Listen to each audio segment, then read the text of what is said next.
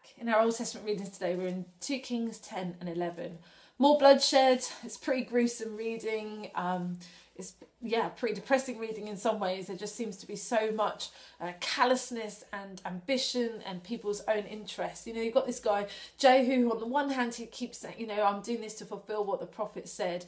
And yet the way that he went about it, again, you know, it just seems like, you know, even little things like bring them out alive. Oh, and then he kills them.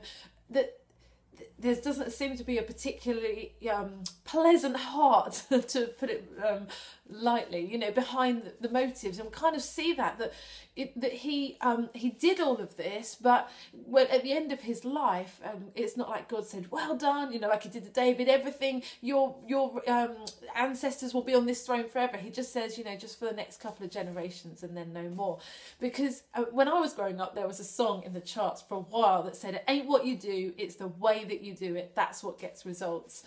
But I think we all would recognise that it isn't just what we do, it is the way that we do it. That's what matters. And the heart behind our actions matters as much sometimes as our actions. And Jehu just isn't a nice character at all, despite what he claimed. And I think the other reason why the reading today, and in some of the other days as well, can be quite hard is because it's like the monotony.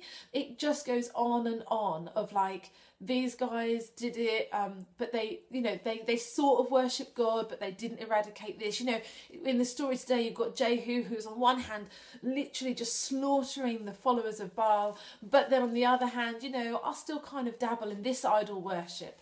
And I think in our lives, we resonate that to a certain extent, the boredom, the monotony of the things that we can't seem to conquer, the things in our life that we kind of wish we could get a grip on, the things that we could make headway in, the things that we wish we could root out once and for all. And so as much as we kind of read this and go, oh, for goodness sake, just make a good decision, guys, get rid of the idols, worship God, everything will go well, get on with it. At the same time, even as we're kind of getting frustrated with them, in our own lives, we say, why can't I get on with it? Why can't I root these things out once and for all?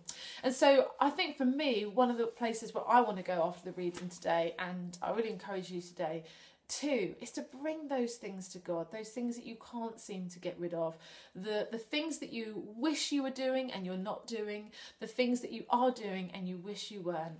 Bring them to God, express your frustration, express your boredom, the monotony of it, and bring them to Him and say, God, will you help me root these things out of my life today? I don't want my life to be the monotonous story. I want change. I want full-hearted worship and obedience of you.